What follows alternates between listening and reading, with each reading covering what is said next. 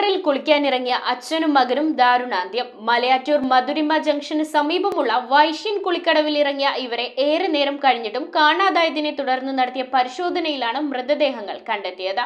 നാട്ടുകാരുടെ സഹായത്തോടെ ആശുപത്രിയിൽ എത്തിച്ചെങ്കിലും ജീവൻ രക്ഷിക്കാനായില്ല. മലയാറ്റൂർ നെടുവേലി സ്വദേശി കണ്ണപ്പൻ ഗംഗ, മകൻ ധാർമ്മിക് എന്നിവരാണ് മരിച്ചത്. വൈകിട്ടായിരുന്നു അപകടം. അച്ഛനും മകനും പുഴയിൽ കുളിക്കാൻ പോയതായിരുന്നു.